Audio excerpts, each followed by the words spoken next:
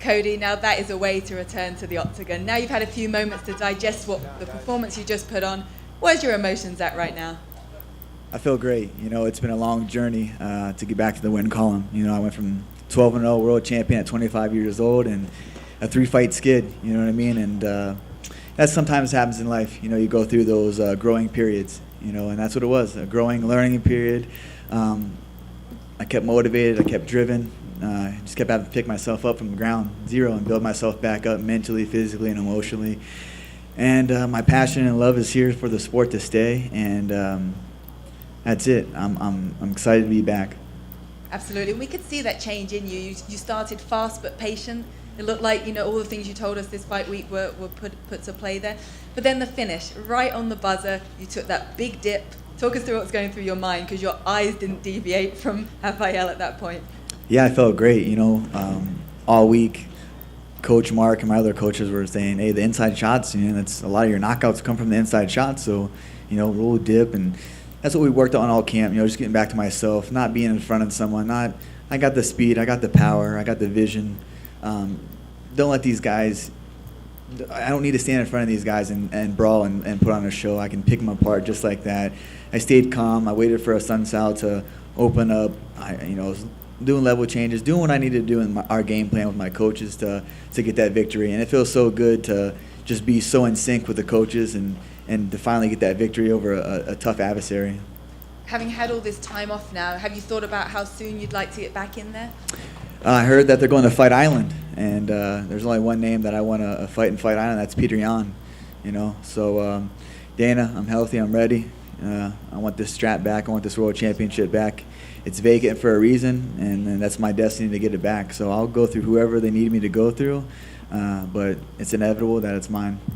So do you feel you're going to need to fight a fight or two more with obviously Aldo and Yan lined up, and then Aljamain possibly guaranteed that next shot?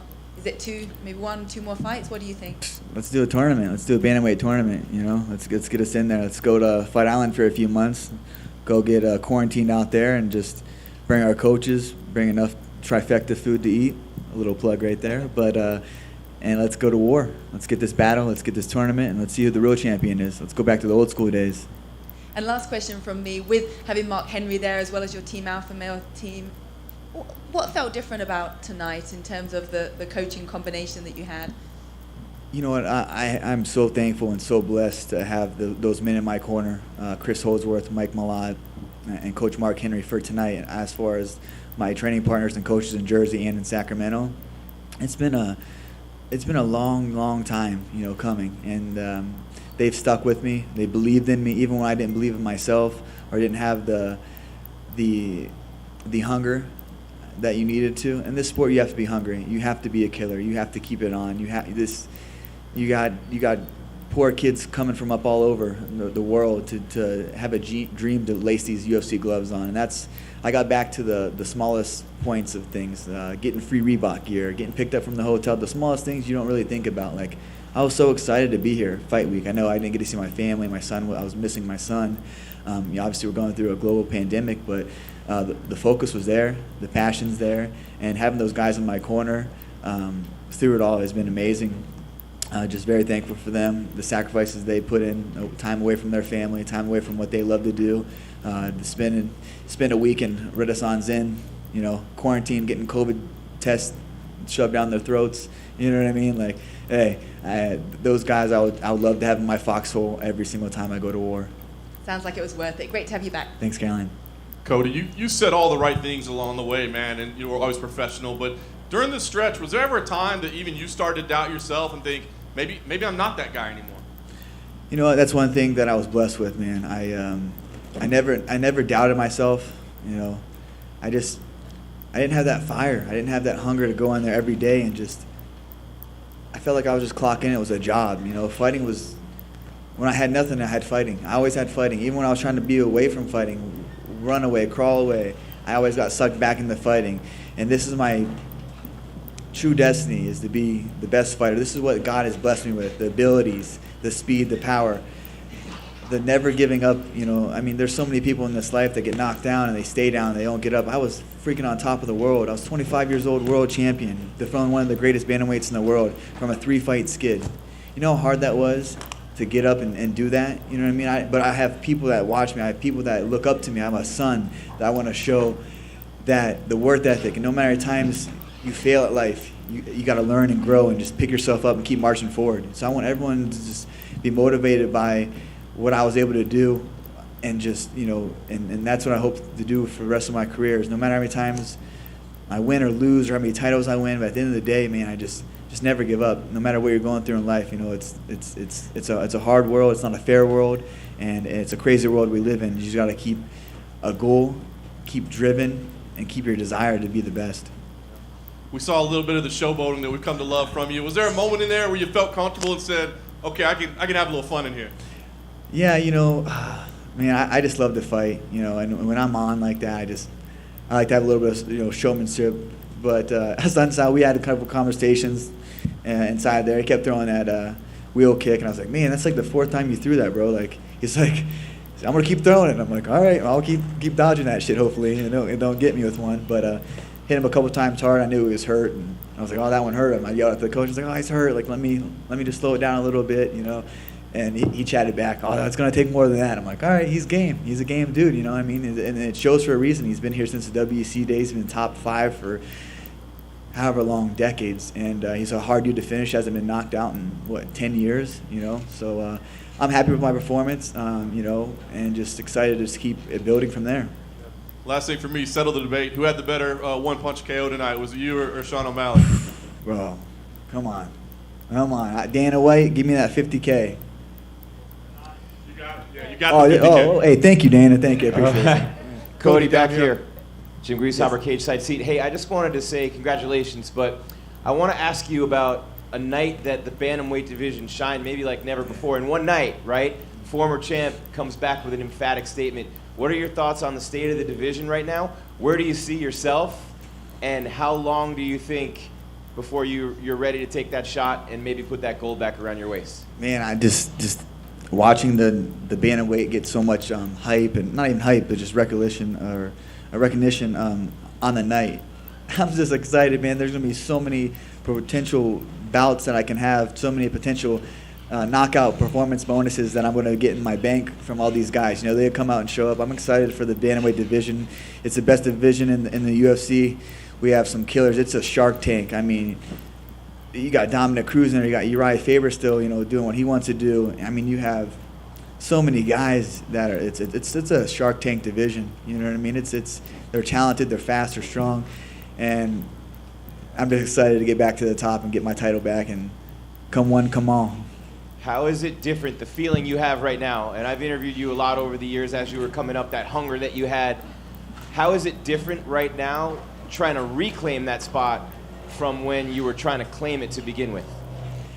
Yeah, I knew, having a heart-to-heart with myself for the past few years, I knew I trailblazed a path and become a world champion. 25 years old. I fought everybody they put in front of me, knockout artist, undefeated killers in there. Whoever they had me fight, I ran through them.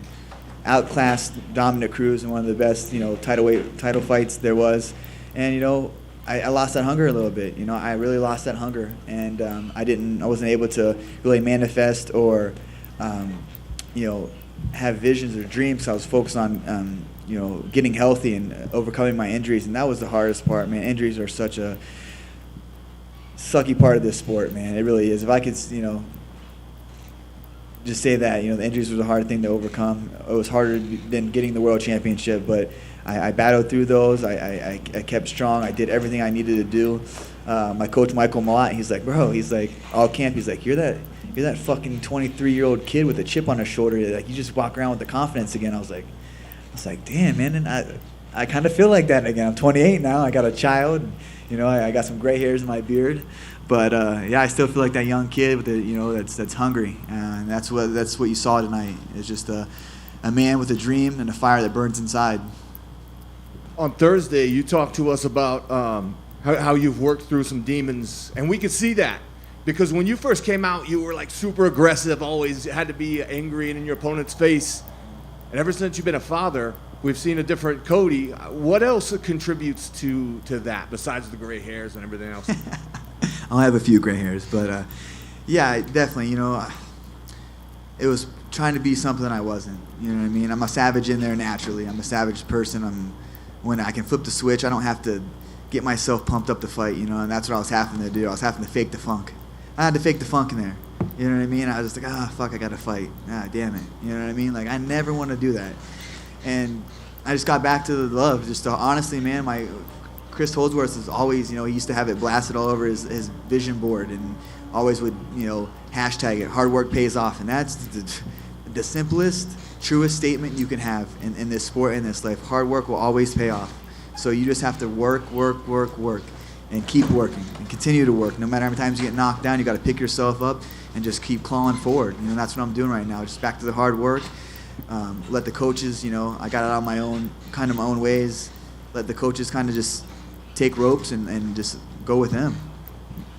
You mentioned post-fight that it's hard to look good against Rafael Assunção, and it is, but you did. Is the takeaway from this camp and from this fight going forward that if you just stay patient, that these results are going to be inevitable if you trust the process? Is that the new Cody? Oh, yeah, Cody 2.0. You know what I mean? I don't like talking about myself in third person, but he's here. Cody 2.0 is here to stay. And we're just going to keep evolving and keep growing. And Lord willingly, I'll stay healthy and I'll just, do what he asked me to do in this life and just keep getting these fights and, doing the right things, becoming a better fighter, a better human being. And that's, throughout my whole life. But I'm just so thankful to have the guys that I have in my corner from East Coast to West Coast. And I'm just excited and just super thankful to be here, to be able to speak with you guys. I never really took it for granted, but when you don't have the post-fight victories or the post-fight celebrations or the media, man, you go home to an empty hotel and you're banged up, you're bruised up, and you pick yourself up and kind of go from there. So it's been since 2016 I was able to sit in front of you guys and really spill out my heart and passion and love for the sport that saved my life and saved so many and helped out me through so many dark times in my life. So I'm fortunate to be here and sit in front of your presence. And one more for me, I want to talk about the finishing sequence. You talked about how that was part of the game plan. That was very evident because doing that duck like you did, it's actually kind of risky because if he comes up with a knee, that could be the end for you. But you mitigated the risk by setting that up throughout and making him bite on that feint. And once he did, how hard was it to stay patient and not pull the trigger on that haymaker until you saw the opportunity? Yeah, it was Coach. He was kind of having a little battle with me in there. He kept telling me to move, keep moving, don't be brawling. And I kept hearing that, and I was like, oh shoot, I must be not moving. So keep with the feints. Malawa and Chris, all them guys were telling me to keep feinting. And I noticed early on in the first round, as I got my back towards the wall, that's when he kind of tried to press a little bit. And I knew when he would switch to southpaw, just the overhand left was coming. And so I dipped, let him feint to there, and I knew just to throw my head off, and his head was going to veer to my right, and it just landed flush. Wasn't worried about a knee. He doesn't really kick from southpaw, kicks from orthodox, so I had him pretty timed, you know what I mean? I was just waiting for the fight to present. I was wanting to do a little bit more stuff, but I'm happy with the victory, and he's a hard dude to look good against. I didn't get hit in there. I felt great. I felt like I did the game plan, stuck to it, and just happy with the result. Thank you. Cody, congrats on the win. Great job tonight. When you look at the division, who do you see as your main challenge? Who is the guy in the division you look to and say he is the guy? It's the old Cody. That's it. It's me versus me always. If the old Cody comes back, fuck, he's a scary dude. You know what I mean? Cody 2.0 is here, and I just got to keep bettering myself inside my profession, outside my profession, doing the right things in life, making the right decisions, and everything else falls into place. So I don't fear any man. I fear myself. And when you look at it, if you're able to get the title back at some point this year, early next year, you got win I do. You got the specter of the guy you lost to, T.J. Dillashaw, coming back next year. Would that be a fight that you would want just because of what happened, the history between you, the fact you lost, not the personal history, but the two fights that you had?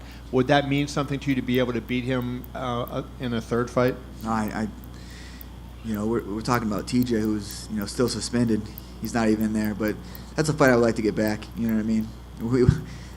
We all knew what he was on. We all knew what he was doing. It took so many times, for him to skate by USADA, unfortunately. But, he's serving his sentence. He's going to always have to live with that the rest of his life. He has a child that he has, eyes on him that knows that his dad was a cheater. The whole world looked up to him, a lot of young kids. It's sad. I kind of feel bad for the guy. He has no confidence that he has to use those kind of aids to be a fighter. But we'll see, you know what I mean? I'm going to be at the World Championship. I'm going to be at the top. So if he works his way back up there, open doors. Let's get it. And last one for me, do you see any of yourself and O'Malley, a cocky guy that, he had the big knockout tonight and he seems to be on the fast track. When you look back to when you were that age, do you see any parallels there? No parallels. I was 25 years world champion. He's 25. I was 11-0 world champion. He has not fought anybody in the top 15. How many people did I fight in the top 15? Under 2 years in the UFC, I became a world champion. That's a fast track. I was fighting the best, am the best, will be the best. No comparison. But I will say I like his style. I like his little flashy hair. It's cool for the division. So keep doing his thing. Keep getting those wins. We'll see you at the top, buddy.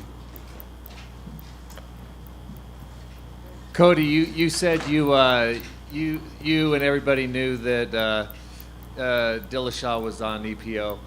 Do you mean that knowing beforehand or just after the fact?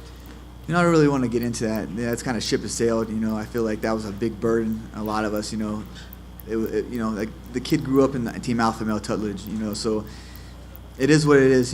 That's behind us. He's serving his sentence. You know what I mean, for his wrongdoings, knowing that he was doing it. Karma always comes to those who is doing bad things. So he got his karma. He's serving his sentence. And I'm here. I'm in the winner's circle. I have a big knockout. That's what we're going to talk about. Do you think the EPO is a problem in the division?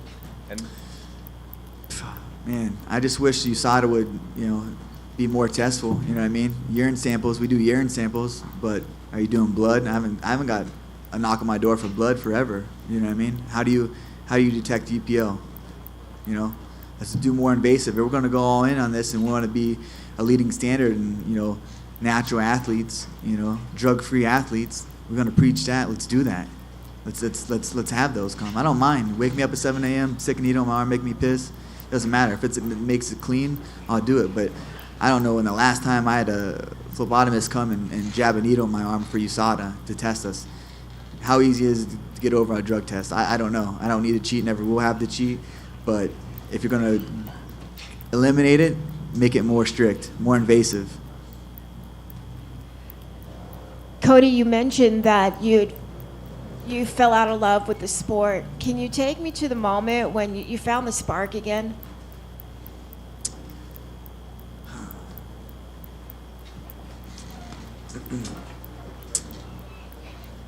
It was leaving the comforts of my home, being in New Jersey, missing my son, leaving all my friends behind, gaining new friends. I'm so thankful for Coach Henry, Frankie Edgar, Eddie Alvarez, Ricardo Almeida, for them guys to let me go there, get out of my comfort zone, to see if I really love this sport, if I could be away from my son, if I could be away from the comforts of my home, the comforts of my bed, to get myself out of bed when I'm beat down, sore, tired, and just to the grind. Then I knew that I still have the passion and the hunger to do this in the sport, for allowing me to come back and forth, both teams, you know what I mean, to get work with both guys, East Coast to West Coast.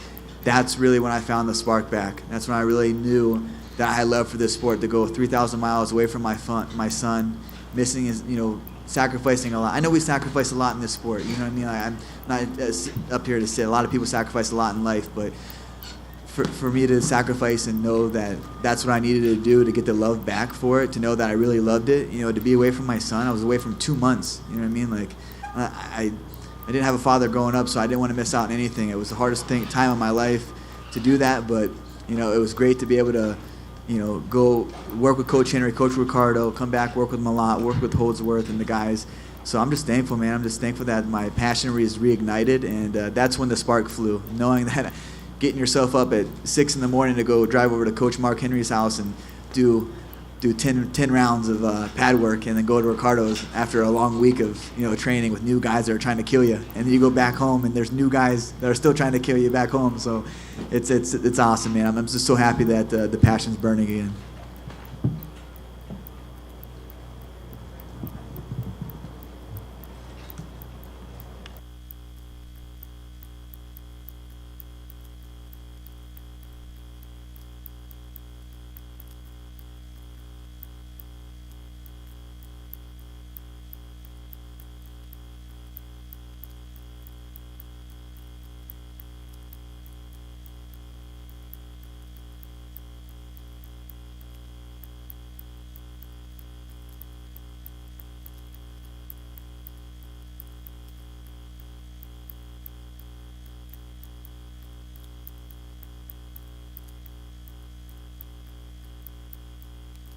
All right, we are, transports tonight were Clark and Formiga.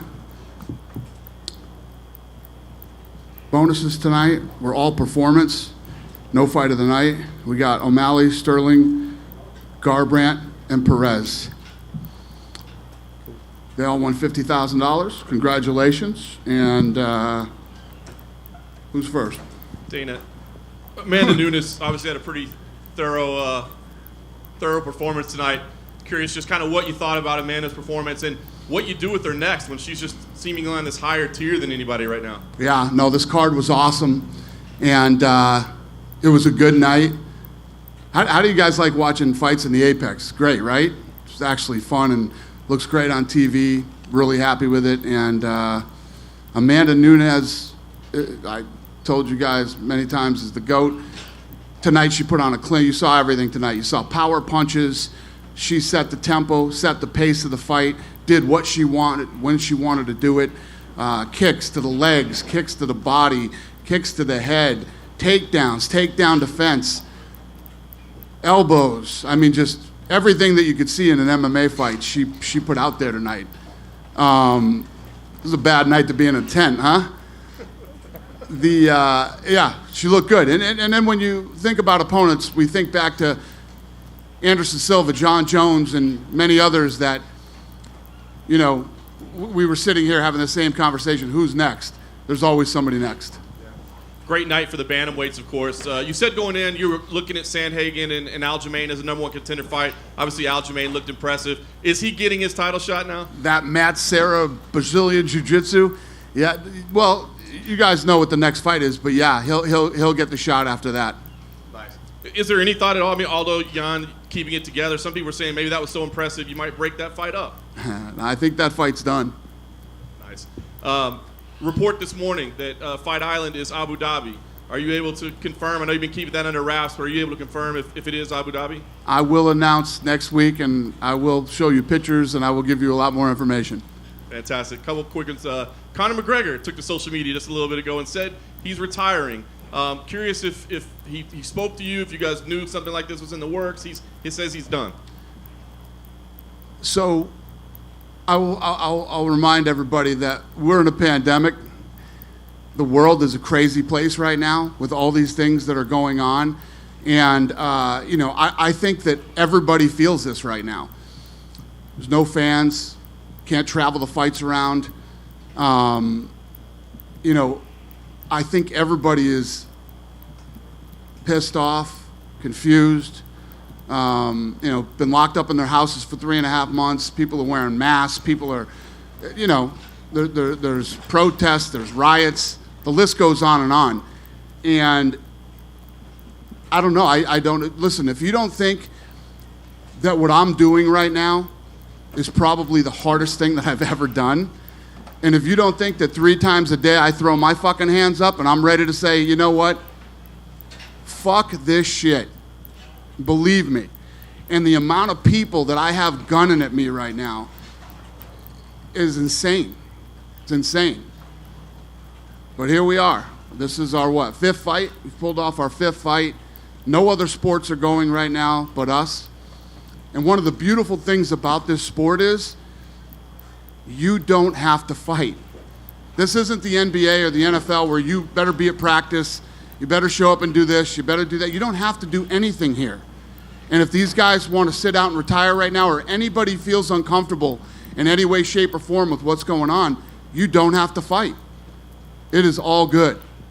So if that's what Conor's feeling right now, John Jones, Jorge Masvidal, you know, I feel you. It's not like I'm going, holy shit, this is crazy. This is nuts. Nothing is crazy and nuts right now because everything is crazy and nuts right now. So on a certain level, I totally understand it and get it. Masvidal, he spoke to ESPN earlier tonight, and he said he laid out a statistic that fighters get paid 18% of the revenue generated by the UFC. Are you able to address that, whether that's accurate and whether that's a number that could change, that he's saying fighters should get more of the revenue that's generated?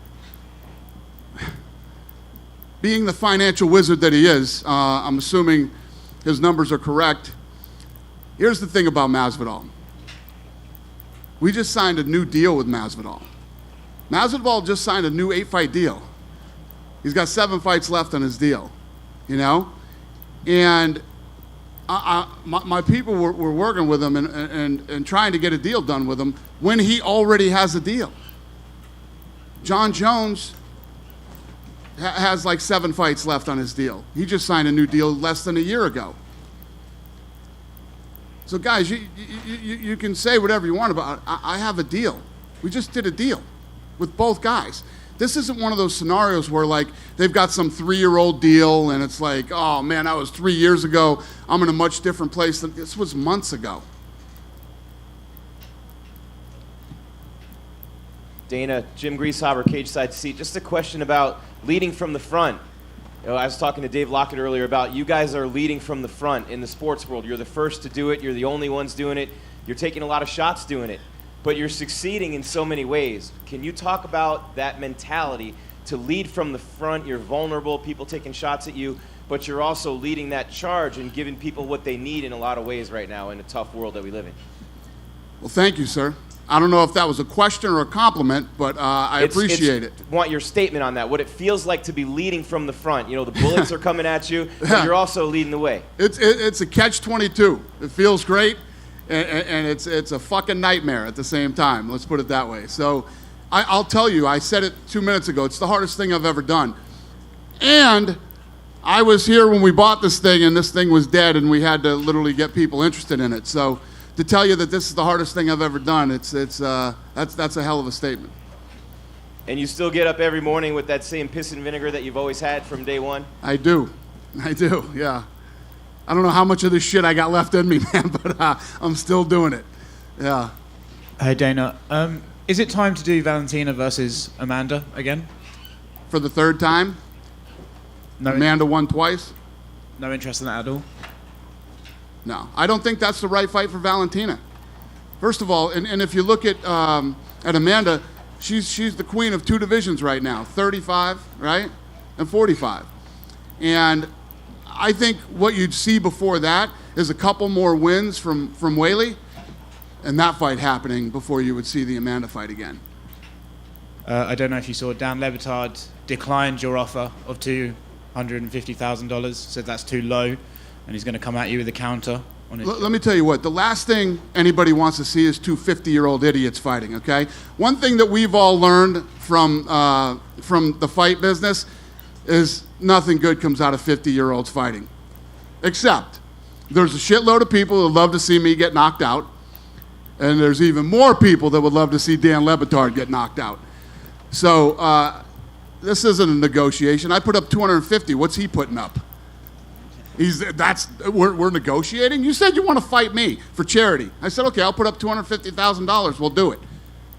You're lowballing me like all your fighters, and there will be a negotiation. No, idiot. There won't be any negotiation. You want to fight? Let's fight. We'll do it. Did you see Jorge Masvidal offered to train him? Yeah, I did. He's out of work, so makes sense. Just going back to the Conor thing, you said that you're not surprised anything can happen right now. But did you hear from him personally about that, or was that? No, that one of my people grabbed me and showed it to me on social media. But that's Conor. You know how Conor works. That's how he does things. But listen, Conor. There's been a handful of people that have made this thing really fun for me, and Conor's one of those guys. You know, and I said the other day to somebody, you know, when you look at the star power that Conor McGregor, the star that he became, he introduced this thing globally to people in places that had never seen it before or been interested in it. And, you know, every star that we've ever had has contributed a piece to building the sport and building this brand. Conor's been fun, it's been awesome, and he's got, I heard some information today, which is funny that it was today. It's because of this deal that I'm working on. But Proper 12 whiskey has sold an obscene amount of liquor, you know? And I don't know what his financial situation is with that thing, but I would imagine he owns a good piece of it. Conor McGregor's not going to need any money anytime soon, you know? He loves the fight, he's passionate about it, and He's got an incredible fighter IQ, but whatever his reason is, when a guy said, you know my feelings on retirement. When you say you want to retire, don't worry about it. You do your thing, man. And it's all good. Thanks, Dana. Dana, I want to congratulate you on a fantastic event, my first one in person. Thank you. Good to see you again. Thank you. Good to see you as well. And let's start with Amanda. I know you've spoken about it a little bit already, but the question is, who is next for her? Obviously, motherhood is going to come first, possibly, before she fights again. But now she's actually fought and made history. You said it's not going to be Shevchenko. That doesn't make sense again. Are there any names that spring to mind or that she's even mentioned? Not off the top of my head. You know how I am. There's so much stuff going on right now. That's the last thing that I'm thinking about. And she looked so good tonight. I'm just focused on that performance and her fight. But she's at number 8 right now, right? 3 more and she ties Anderson Silva. A few more after that and she ties John Jones. So it's going to depend on how high she wants to set this bar and how much longer she wants to keep fighting. Because she, too, has made enough money where she can retire if she wanted to. And Felicia Spencer tonight, I mean, she showed incredible toughness. I think we'll all agree with that. And the commentators, as per a couple of weeks ago, were talking about should someone have thrown in the towel, should the ref at any point have stopped it. Were you worried for her at any point, or you're just sort of praising the toughness of Felicia? Yeah, no, listen, that woman is one of the toughest human beings that I have ever seen in my life. I actually was praying somebody was going to stop that fight before the start of the 5th round. And you know she's tough. She's tough, and you can't take anything away from her going 5 rounds with the best to ever do it. And the bantamweights were on fire tonight. Obviously, Aljamain Sterling, Cody Garbrandt, and then Sugar Sean O'Malley as well. You've said this is a kid we should look out for. What do you got to say about his performance? Garbrandt's knockout was incredible. The timing, the speed, you know, the time left on the clock. Everything about that made that one of the best knockouts I've ever seen in my career. And Sugar Sean O'Malley fought a real guy tonight, a real veteran of the sport, a guy that you know was a really big test for him, and he passed that test with flying colors. So I'm excited for what's next for him too. So Aljamain will fight the winner of Aldo and Yan. That's obviously correct. Going to be what, in a month or so's time? Yeah, I don't know. Off the top of my head, I don't know. So, Fight Island though. So how much longer before? So July. July. So those guys will fight in July. He gets his shot, because obviously they then need to Who? rest off Aljamain. Oh, I have no idea. No idea. Yeah. Okay. And I want to ask you about the welterweight division as well. I know you've addressed Masvidal and wanting more money on that kind of stuff, but I want to focus on the title fight, Usman. You said it could be Burns, but we had Leon Edwards on our show at BT Sport tonight saying that he's been in some talks that he could in fact get that next title shot. So who's the front runner? We'll see what happens. Ooh, not giving anything away. Nope.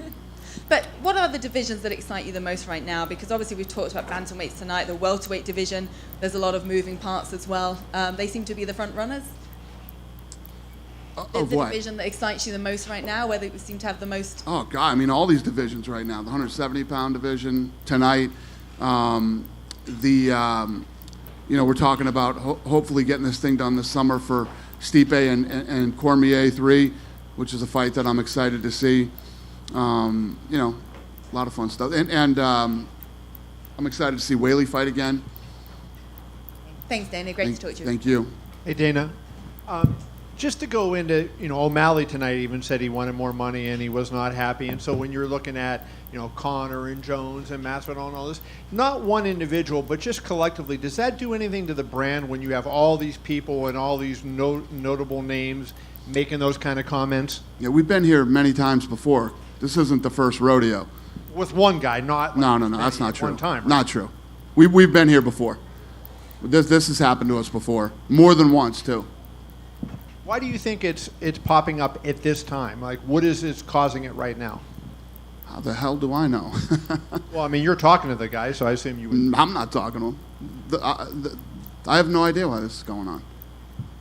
And then So you want me to tell you why this is going on right now? Well, I love you. You know I love you, but that is a really stupid question. No, it's not a stupid. Such a stupid question. You know what you're talking. We're in a fucking pandemic, and the world is going crazy right now. And all these guys are like, "Well, I want more money too. I want more money." But let me tell you what's going to happen. I'm going to tell you what's going to happen. I'm going to predict the future here. Most of the media in this country is going to get laid off in the next several months. And that's going to be and everybody wants more money. And nobody wants to get laid off. And all these crazy things are going on in this world right now. Nothing is normal right now. Everything is crazy.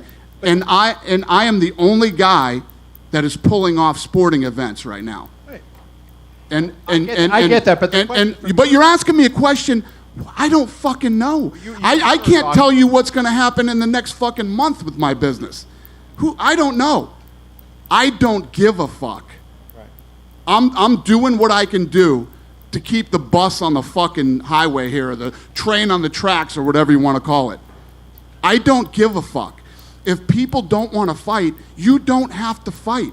If you're afraid of COVID-19, stay home. If you're fucking, whatever your deal is, you don't have to do it. I couldn't explain to you anything that's going on planet Earth right now. And neither can anybody else. Did you, this thing from Connor seemingly out of, he's retired before, but had you seen this coming? Like, had you had any conversation with him that would indicate he might be planning to do something like this? He's been wanting to fight. He's frustrated because he wants to fight. I'm sure that is a piece of it. And the no fans, you can't have him fight? Is that essentially? No. It's not that we can't have him fight, but who do you want to fight right now? Okay. You want to fight Ferguson? I mean, you want to fight, he had called out Masvidal. Okay. Who do you fight right now? And where do we fight Conor McGregor right now? Fight Island isn't even up and running till July. Mm-hmm. So if you look at all the problems to run a business like this, multiply it by a fucking million. Right. And that's where we are right now.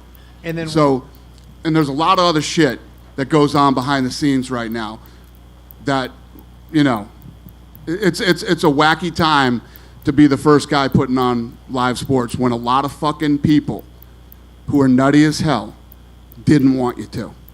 You put on a show headlined by two women during a pandemic, and this wasn't Ronda Rousey versus Liz Carmouche, didn't get that kind of attention.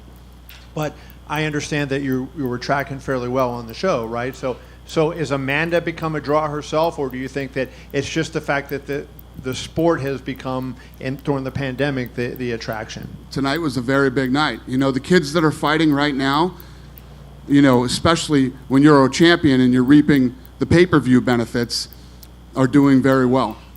This is the only game in town. And when I say that, I mean on the planet. And we're a global business. So, yeah, these kids that they get a piece of the pay-per-view are doing very well. Mr. White, this is my first time back since the pandemic, so I haven't had a chance to ask you. When everything got crazy, it was, okay, this fight's happening, now it's not happening. Now it's going to happen at Apex. Next thing you know, Nevada says, we're not doing it. So Florida, you had success there. All of a sudden, Nevada had to change a tune. What exactly happened there to allow them to bring you all back? Well, I wouldn't say that they changed their tune. Things started opening up again, you can drive down the street and go to the casino right now, play cards, go to a bar, go to a restaurant. It all started to open up again. But again, it was all part of being first. We were first. So there was a lot of pressure on us being first to pull everything off the right way because nobody knew what the right way was. So I'm telling you guys, if I could tell you guys, you wouldn't fucking believe it. You wouldn't believe it. But we're doing it. It's going. It's moving. We're working. We're doing it. One of the biggest, I guess, positive takeaways that we can get from this whole pandemic is that in every industry, and especially like you said, we're blazing a new trail. We're learning that we can do things that we didn't know that we could do them that way, and it's going to change how we do business in the future, I think. When you brought us here to the Apex the first time, you talked about putting on a lot of fights here, and this pandemic kind of forced that hand in a way. Yeah, this isn't what I had planned, but yeah, it worked out. It definitely worked out. So yeah, going and forward, one of the questions that you're asking about these other sports, it's 100% safe for these other sports to go right now, but they can't go. They can't go because I don't sit up here and cry about the financial side of this. That's not your problem. It's not the fighter's problem. All these other sports are trying to negotiate deals with their athletes right now to take less money, right? Because what happens is you're going into these, let's say this isn't true, but I'm just saying, I'm using an example. The Denver Broncos, okay? The Denver Broncos are like, wait a minute, we're going to put on an event that's going to go on TV, but we lose our live gate, our attendance, right? We lose concessions and we lose parking.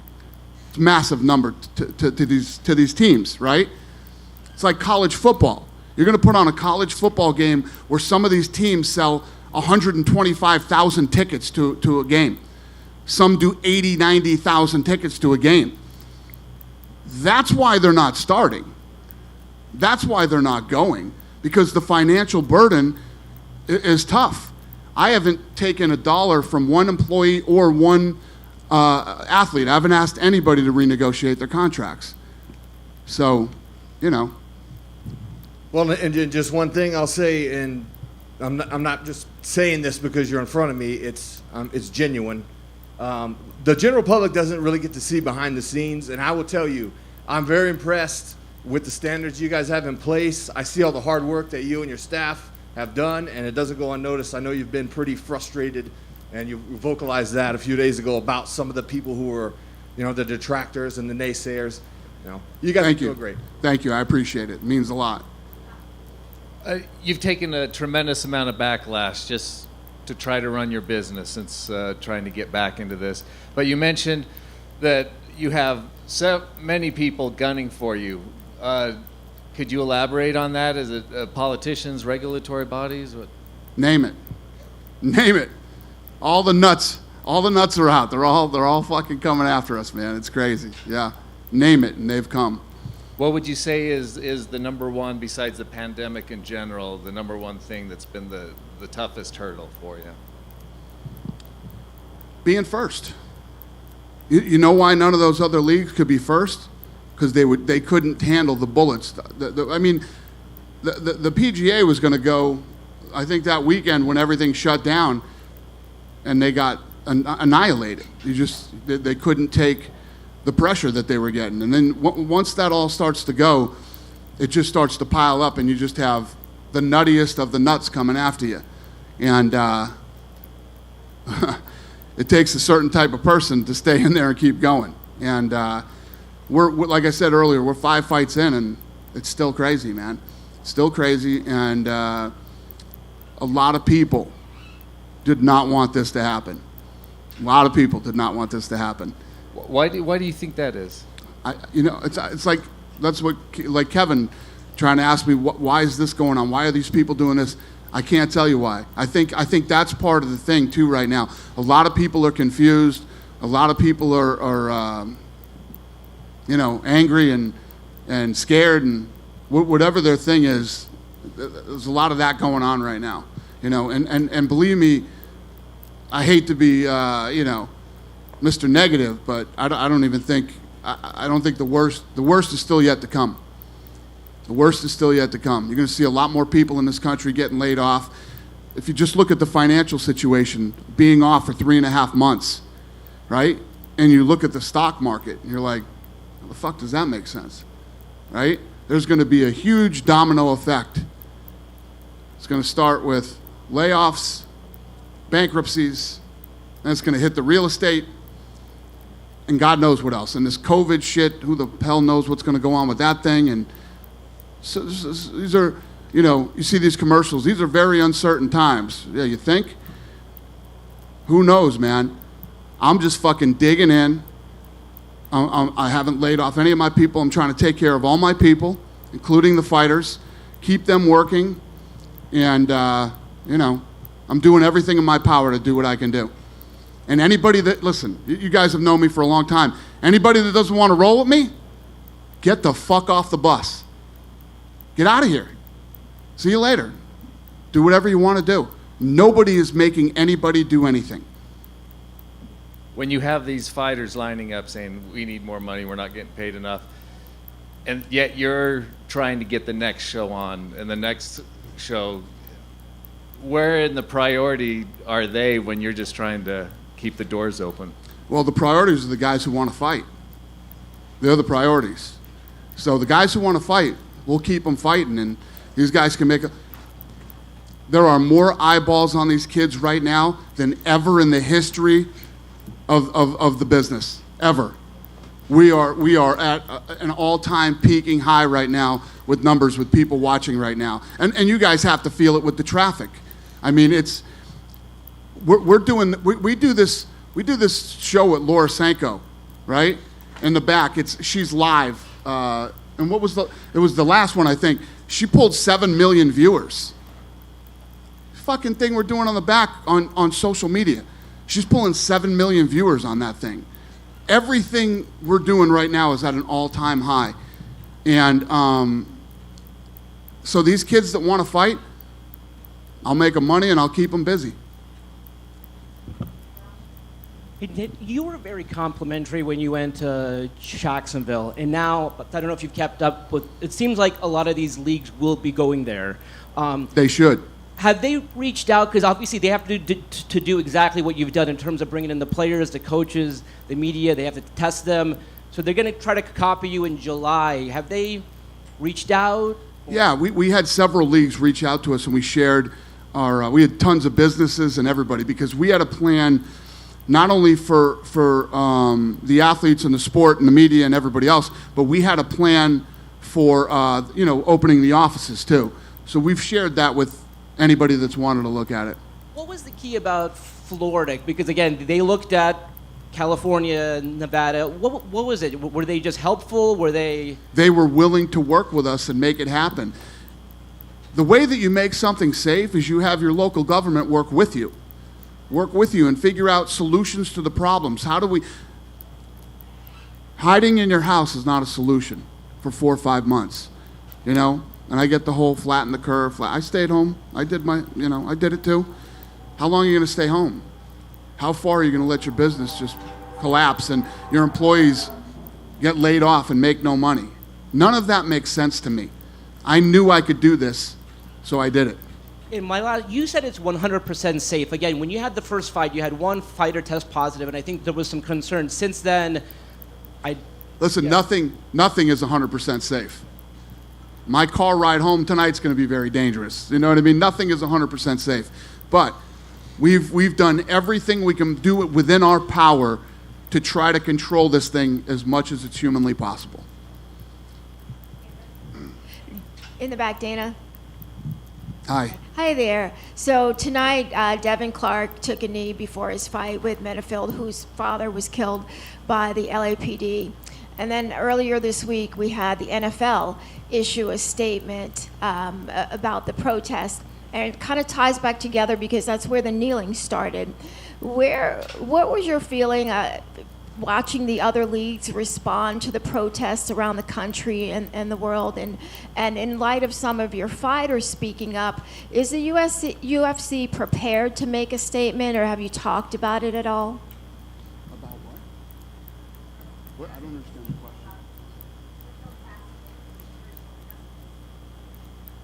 I don't understand what you're asking me. Yeah, so the NFL has made it. I haven't seen anything that they've done. I haven't watched any of the other leagues. I don't look at what everybody else is doing. I do what we do. And our guys were, Israel Adesanya was very involved in his country. John Jones was out there doing his thing. Other African American fighters for the UFC called me and asked me for advice, and I gave them the best advice that I could give them. But I would, as far as, I don't know if you're asking me about social media and stuff like that, but I said the other day I would never tell.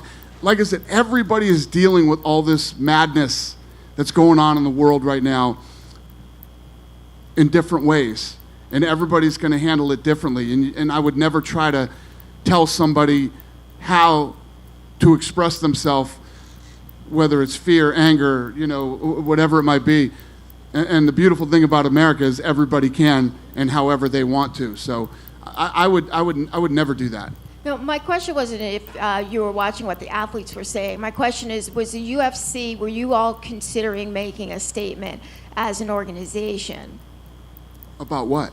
About the protests, or about the reason why the athletes were kneeling in other organizations?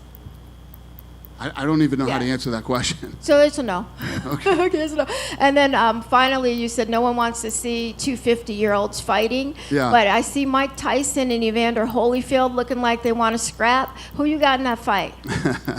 I don't know. What I would like to do is take them both out to dinner and say, hey, let's not fight. Mike Tyson I talked to, and Tyson told me, I can't explain it to you. I'm a fighter, and I always will be till the day I die, and I feel it in my gut, and I want to do it. And he's a grown man, and he can do whatever he wants. So I said, you know, Mike, I love you, buddy, and yeah, I support you. I'll be good luck, and I'll watch it. And you know, Tyson's still explosive. He's still fast, and we all know who Evander Holyfield is. I mean, that guy is a stone cold warrior to the core. So I don't know. I don't know who's going to win that fight. And they're actually not 50. They're older than me. They're like 7 or 8 years older than me. So yeah, I wish them both luck. No? All right, you guys. Good night.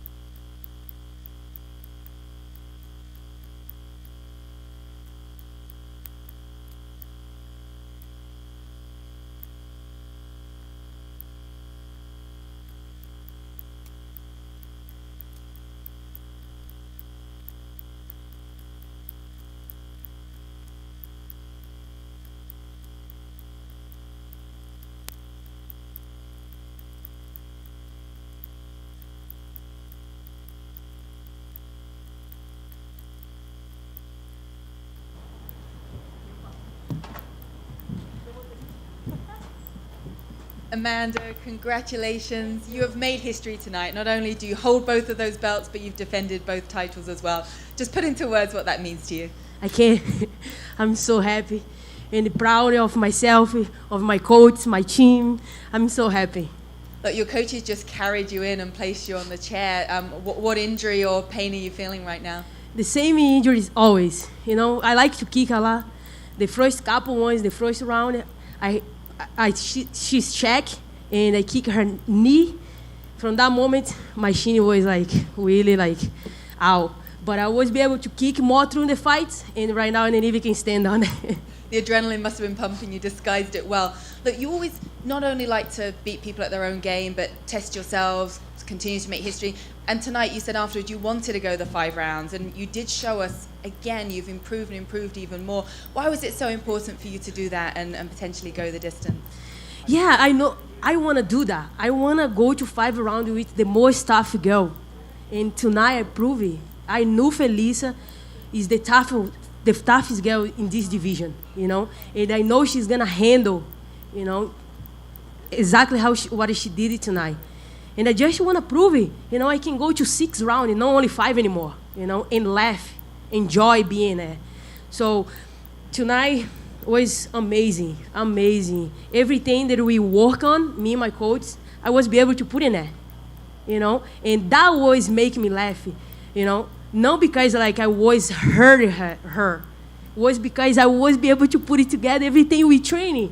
You know, every fighter want to do that.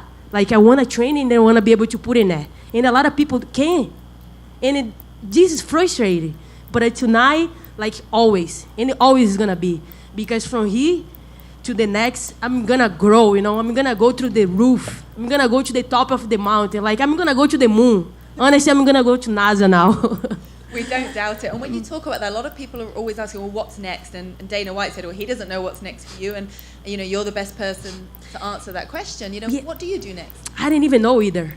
Tonight is a beautiful night. I enjoy, you know, what I did. I cannot name nobody here because they all know here, you know. This is my night, my moment, you know. I feel like I should really, like, enjoy. That's it. And be happy forever. I make history tonight. Guys, like, nobody ever did that before. Like, that is amazing. Like, incredible. Like, I have to watch the fight again and just enjoy because I knew, you know, something in my life, something big is gonna happen, but like sometimes like I'm surprised, you know, like how big it is, more big than we like thought.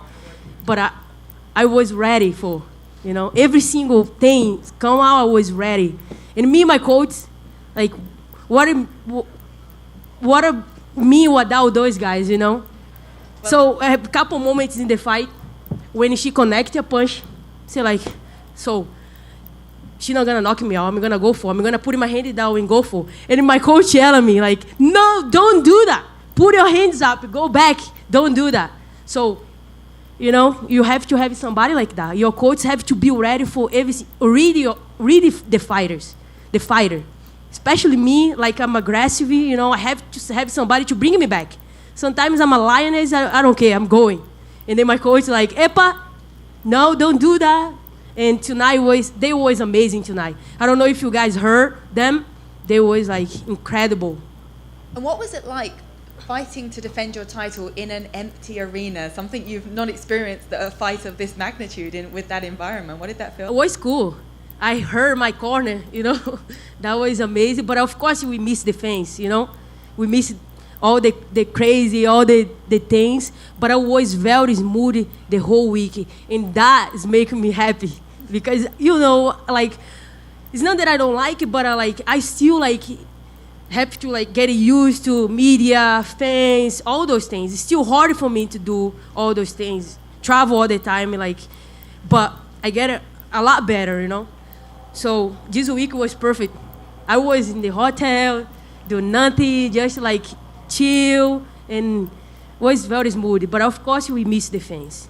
And last question from me. What was it you said to Felicia afterwards? You gave her your belt and, you know, you said some words between the two of you. What did you say? I lost before. I know, like, how she's feeling. you know. I give it because, like, she can at least, like feel it about. I know she didn't get it, but she can feel it a little bit, you know. She fight for the belt tonight, and at least she can have, like, touch and see. You know, I just want to be nice to her. Like, she's a good girl. She gave me a present for Reagan, like, in the weigh-ins. That was pretty cool, very cute. And, yeah, I think she's awesome, tough girl. And, yeah, I'm like, very honored to share the cage with her tonight. You're amazing, Amanda, and thank you everything you do for this sport. Amanda, you hit her with some very big shots in there. Were you disappointed at all that you weren't able to finish her? Did you think that you were going to be able to get the knockout? No, actually, I'm not disappointed. I did everything that I was supposed to, you know. I want to hang in that with 5 rounds, you know, and I did it tonight. And yeah, like I proved it, like I'm better. I was better in everywhere. And yeah, I have some fun tonight for sure. I was going to ask you because it looked like in the beginning you were avoiding the grappling, try to keep it standing up, and by the end of the fight you were engaging in the grappling and taking her down. So was that the game plan, or did you just kind of want to? This is the strategy right there. You have to have a strategy. You cannot go, oh, I'm going to take her down, I'm going to go for, no. I have to feel my opponent first. And when I felt, when she come to clinch me, I saw she's not was that strong, you know. And from that moment, now I can use my wrestling. Now I can go to the ground. But I have to feel my opponent. I cannot go forward without know what is she capable of. And what's the strategy, you know? Everything have to be like in the time, in the right moment, in the right time, like my coach tell me. And obviously you have a lot of options because you're the champion of 2 divisions. But help us understand your schedule. We know you've got a family, you know, growing this year. So how do you see the rest of the year playing out? We know we don't have an opponent yet, but like a date? I mean, is there a time that you think you'll be ready to come back to fight? Yeah, break for sure. Like, I have to see what is going on with my legs. I always get hurt with this leg. I don't know what is going on. And I have my baby's coming. In 3 months, she's going to be here. I have to organize a lot of things. Her room is like, I have to do so many things. And I really need a break right now. You think you'd fight again before the end of the year, or do you think maybe it may be off for the rest of the year? Yeah, I think it's maybe off for sure. I have to do a couple things and be ready for my baby. Amanda, Jim Greasehaber, cage side seat. I know when I had kids, I didn't have them, but you know what I mean. When I became a dad, I had to give up everything for the kids' room. So with all these belts and now the baby coming, do the belts get put away because the baby's room needs the space, or how do you work that out? The belts stay in the living room, and we have plenty of space for the baby, for the belt, and I just need to organize her room and everything. So we have a lot of presents already. We didn't even have a place to put it, and yeah, I'm very excited. But I have plenty of space for everybody, you know. Winning will do that, especially in a time like this. And Dana was talking about how you guys are the only sport going and everybody's doing really well. Numbers look awesome tonight. You're on top of the world. I mean, you're in that conversation not only as the greatest female fighter of all time, but in the conversation as the greatest fighter of all time. You have the baby coming, your marriage, everything in life. You're always smiling, Perfect. You're always happy. Perfect but life. Could it be any better for you right now? Yeah, perfect. Like, just like live this fun ride and the joy every single day, you know. Be a good person. The life give you back, you know. I feel like now, and like always, the life is gonna give me back because I don't wanna do anything bad for nobody, you know. I just wanna keep making history and do my thing, you know. Have my family, my baby. How much more history is there to make? You're running out of people to fight. Yeah, we'll see. We'll see. I'm very excited to see my next step too. Thank you. Amanda? Oi. Fazer em português, tá? Passa. Amanda, o Dana White comentou, muito se fala, né? Quem seria a próxima, enfim. Parece que é difícil achar um próximo nome. E ele mencionou que você está numa posição que fez ele lembrar o Anderson Silva e John Jones no ápice dos dois. Parece que limpou a categoria, é sempre difícil achar mais alguém, mas no final ele falou, sempre há mais alguém. Como você vê essa comparação feita pelo Dana White e quem seria esse alguém? Legal, fico muito feliz, né? Estou provando que eu sou a melhor, né? Que não só os homens podem fazer história, como a mulher também, eu, né? Então, assim, não sei, não tenho nome ainda, eu tenho que sentar, tenho que voltar para academia, conversar com meus coaches e ver o que é que vai ser possível. Quem está aí no ranking, não sei ainda, mas não estou pensando agora nisso agora. Eu tenho que voltar, descansar um pouco, aproveitar um pouquinho e daí a gente vê mais para frente. Com certeza o UFC vai fazer, as meninas vai fazer mais lutas aí, entendeu? Já vai aparecer um nome e aí a gente tem muita coisa aí. Certo. Sobre a luta em específico, ela recebeu, se olhar no Fight Metrics, vai ver uma quantidade absurda, muito maior de golpes do que você recebeu. Te surpreendeu a resistência dela? Porque não só ela absorvia, como ela nunca se entregou, né? Ela não parecia se entregar, sempre estava ativa, embora muito pior na luta. Te surpreendeu essa resistência? Não me surpreendeu. Eu sabia que a Felicia era uma atleta muito dura, né? E eu falei a semana inteira, essa menina é dura, não pense que essa menina é fraca, não. E ela provou hoje, entendeu? E eu precisava dos 5 rounds, velho. Eu precisava, entendeu? Tinha momentos ali que eu poderia entrar, eu poderia ir lá, várias vezes que eu botei ela para baixo, eu poderia entrar e poderia ter finalizado a luta.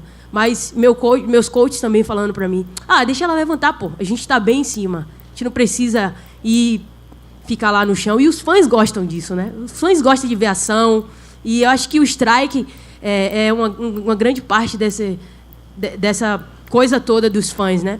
Mas eu provei que eu sou melhor que ela hoje em tudo. No wrestling, no jiu-jitsu, eu quase finalizo ela, pô. Se me desse mais uns minutinhos, eu tinha finalizado, né?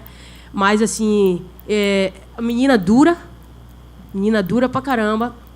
Ela tem um pontapé muito bom e tem um Superman elbow muito bom. Então, eu tava meio que avoid, né? Tipo, eu tava ali para chegar pertinho, para não tomar o contragolpe, né? Coisa que ela é muito boa. Então, eu tinha que estar atenta ali, tinha que ficar tranquila e finalizar a luta. A gente queria, não só eu como meus coaches também, a gente queria esses 5 rounds para provar, para acabar com essa história que a Amanda não pode ir não chega nos 5 rounds. Eu chego até 6 agora, até 10 se quiser. Mas hoje foi 5 e eu fiz muito bem. Foi bom tirar esse alívio aí agora, provando que faz 5 rounds tranquilamente? Pô, eu já tinha feito, né? Mas é porque você sabe, o povo vai falar de qualquer jeito. Não tem segredo. Você ganhando ou perdendo, sempre vai ter alguma coisinha ali que não deu certo. Última pergunta para mim. Você mencionou que talvez tire um tempo indeterminado, sem data para voltar, até porque sua filha vai nascer. Você pode falar um pouco sobre isso? Quanto tempo você quer ficar longe? Como é que está o planejamento do nascimento da sua filha? Essa nova etapa? Como é que você analisa esse ano, né? Quais são os planos para esse ano como um todo? Talvez você não lute esse ano, é isso? Eu tenho... Agora a atenção é toda para Nina, né? Foi toda para mim, ela grávida, e lá junto comigo ali, fazendo toda a presença, mesmo grávida, com toda a dificuldade, né, da gravidez, sendo que ela tá bem pra caramba, viu? Não tá mal, não. Tá fazendo manopla, tá tudo correndo.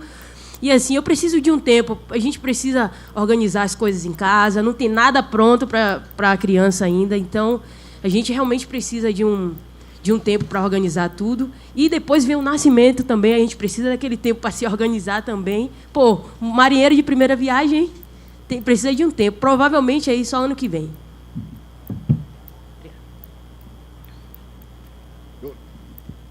Amanda, right down here to your left. Hey, I don't know what else to say, champ, besides congratulations on Thank you.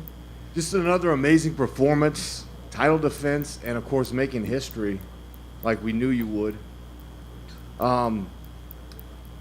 You talked earlier about just being able to see everything and do everything, execute exactly, and I watched it, and I mean, I'm telling you, everything you did was, I've never seen you look physically so just on point. And you talked about being able to hear the coaches. You think being in the Apex made a huge difference? Yes, was good for me.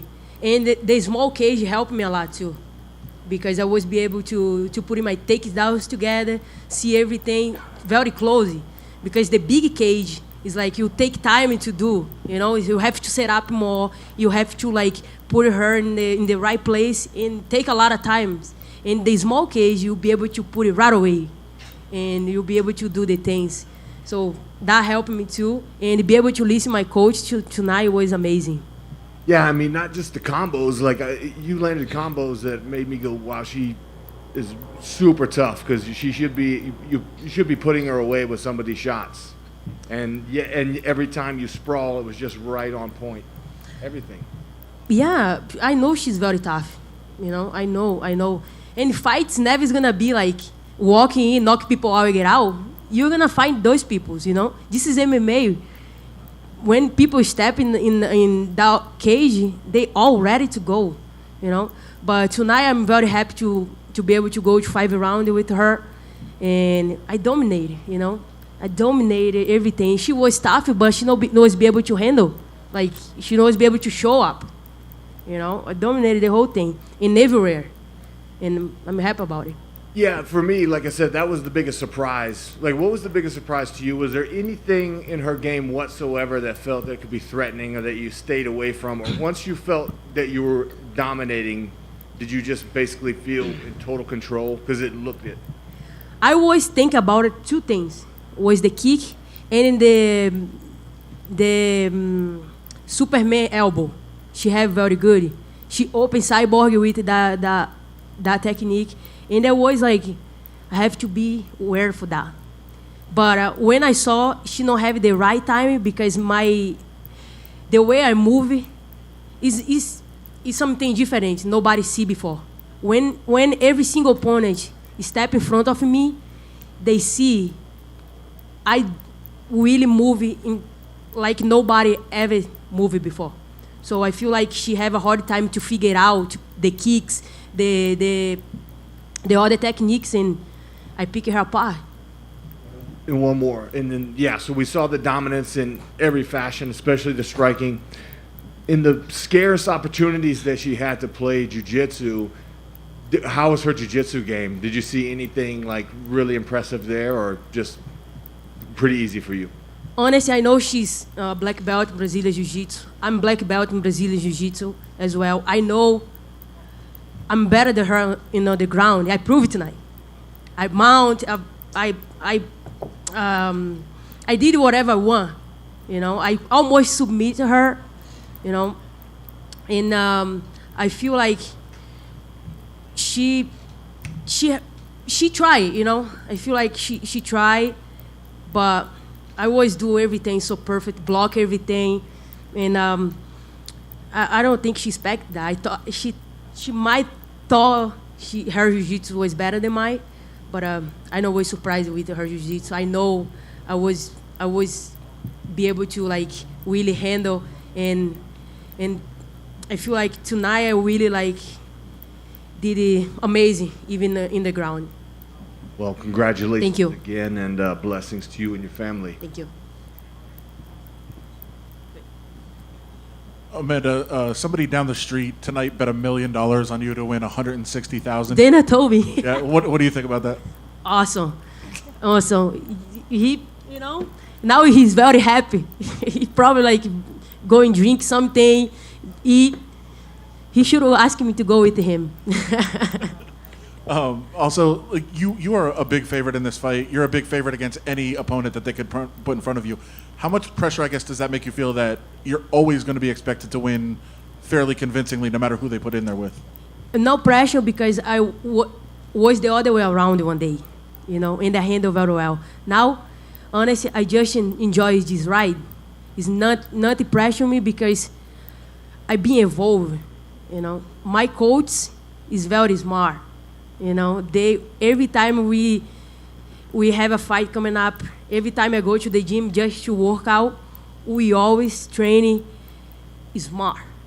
And this is making me who I am today, in the top of the mountain. I did something tonight and nobody ever did it before in the sport, in the MMA history. You know, I'm the best guy. I'm the greatest. Look at this.